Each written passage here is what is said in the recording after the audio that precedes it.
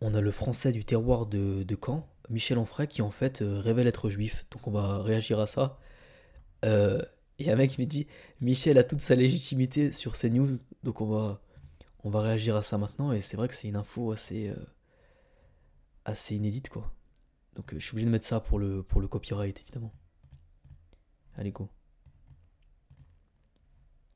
J'ai découvert effectivement avec un test génétique d'une part, et puis aussi avec un arbre généalogique, puisque ma mère étant de l'assistance publique pendant très longtemps, on n'a pas su ce qu'était son passé. Et puis, il y a un moment donné, on a pu accéder au dossier, on a découvert, j'ai commencé un arbre généalogique, et effectivement, j'ai découvert ça il y a, je sais pas, une petite dizaine d'années maintenant. Donc, comme dans le film Rabbi Jacob, Salomon, vous êtes juif. Désormais, on peut dire, Michel, vous êtes juif? Je suis juif et viking, ou viking Ouais. et juif.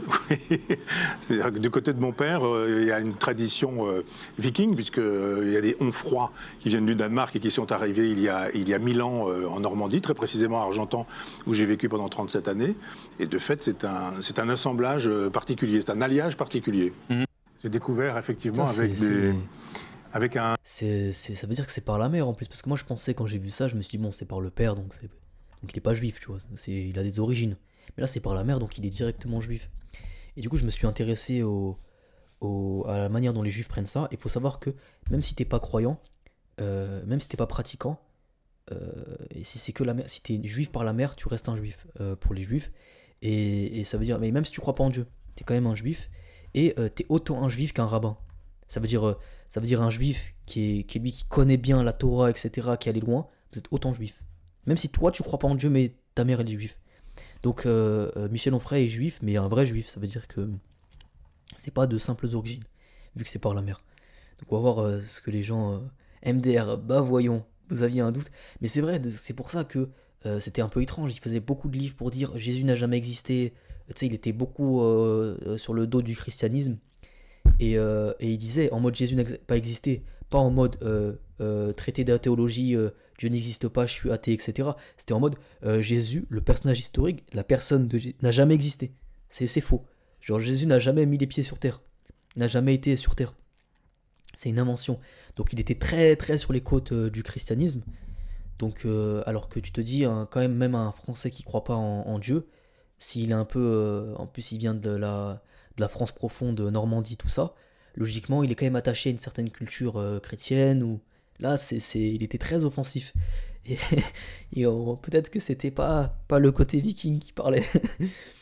Euh, Juif c'est une race, il peut être juif sans conversion. Pas oui et non en fait.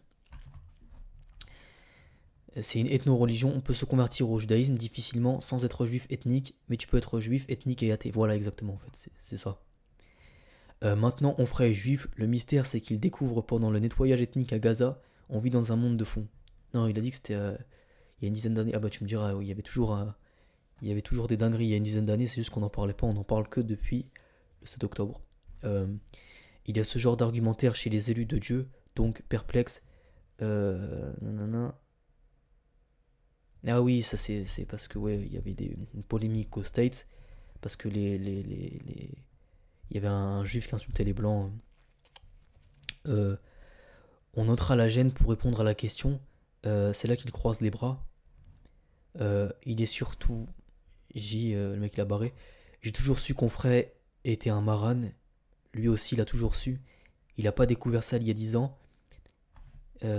Si ça c'est une gueule de viking, moi je suis japonais. Euh, il est aussi, d'ailleurs, dans son livre avec Freud et ses penchants pour la Vierge. C'est assez étrange ce que le mec a marqué.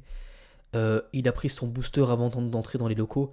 Philosophe de mes deux, visionnaire de pacotille, vrai crépuscule. En fait, le problème de moi, en fait, Michel Onfray, je vais vous dire, moi j'arrive plus à le prendre au sérieux depuis le Covid. Je sais pas s'il y a des gens qui ont vu cet extrait, mais depuis le Covid où il sortait, c'est pas il réagit à chaud, il sortait un livre sur le Covid, un essai philosophique sur le Covid.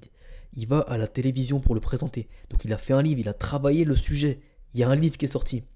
Et il dit non mais déjà, Covid-19, il y a eu 18 Covid avant, on n'en a jamais entendu parler. Donc déjà, ça nous permet de relativiser. Et la meuf lui dit, mais non, on appelle ça Covid-19 parce que c'est l'année 2019 où il est apparu. Et donc il croyait qu'en fait, on disait ça Covid-19. C'est vrai, c'est le niveau de non-connaissance et en même temps d'ego pour croire que t'as la réponse avec une certaine assurance. Ils pensaient qu'on appelait Covid-19 parce qu'on comptait Covid-1, Covid... Covid-1, Covid-2, Covid-3. C'est pas n'importe quoi. Et ça, c'est nos philosophes. Et qui... je te jure que je pense que même... je prends n'importe quel mec dans la rue, il a un peu plus de bon sens que ça. C'est un truc de ouf. Il a même pas capté que c'était par rapport à l'année, tu vois. Et c'est pas à chaud, parce qu'à la limite, il réagit à chaud. Tu peux te dire, c'est un mec qui fait de la spéculation. Là, c'était vraiment, il sortait un livre. Ça veut dire que c'est là que tu vois que les livres, il les écrit vraiment. Il y a pas de. Il vérifie même pas en fait. Il a pas de source ni rien. Il a écrit ça dans le livre. Cette face de porc, quelle ordure.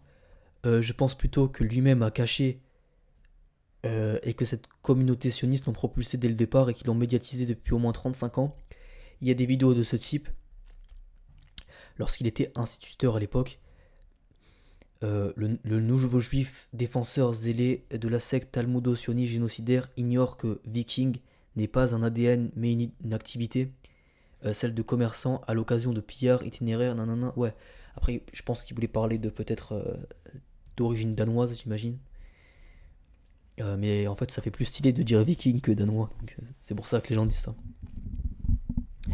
Tu vois, moi si j'étais danois, je dirais viking, tu vois, parce que les Danois étaient des vikings, donc c'est comme si pour dire français, je disais gaulois quelque part. Euh, Juif par test génétique, oups, il n'a donc pas lu le livre d'un historien israélien, Shlomo Sand. Comment le peuple juif fut inventé, pas très cultivé, le philosophe mainstream. Le hérisson a fait son petit calcul, il a choisi une niche confortable dans la cave. Son parcours est une trahison de A à Z, accompagné de la décadence, puis ensuite l'esprit critique de la décadence, puis ensuite trouver son job, c'est les termites. Il reste rien des meubles du boomer. En fait, ouais, le problème, c'est que Michel Onfray, il a changé d'avis 45 000 fois. Il a changé d'avis 45 000 fois. Et je l'ai vu dire des trucs de ouf sur l'islam. Et ensuite, je l'ai entendu dire que c'est une religion d'honneur et qu'ils nous apprennent le fait que les musulmans sont en France, ils apprennent l'honneur. Alors qu'il avait dit des trucs de ouf sur l'islam. Pareil sur le christianisme. Des fois, il dit des trucs hardcore sur Jésus, sur le christianisme, etc. Et des fois, il dit que la France, c'est le christianisme et que c'est les mœurs. Et que c'est... En fait, il est capable de dire tout et son contraire sur les religions, sur la droite, pareil. Il disait des trucs de fou sur la droite. Et maintenant, il dit des trucs de fou sur la gauche, soi-disant de gauche, soi-disant de... C'est un truc de ouf. Il n'a pas de conviction, en fait, ça change tout le temps. Tu regardes en fonction de l'époque, il sait se positionner, en fait. C'est assez intéressant, quoi.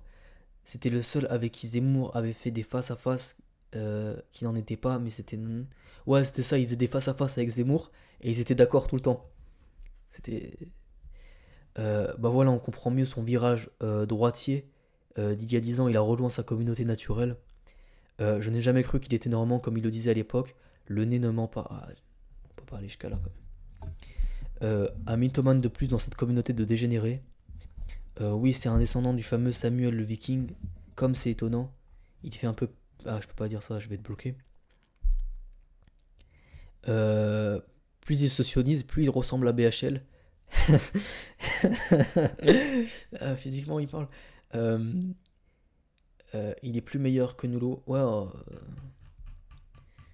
En fait, sa soumission, bah, c'est qu'il bat de la soumission, vu que maintenant, en fait, il appartient, en fait, il défend ses intérêts quelque part. Mais il est meilleur dans la soumission que Nolo. Nolo, il est vraiment insupportable parce que il a moins de talent, en fait. Je préfère comme on ferait. Bref, like, abonne-toi, partage.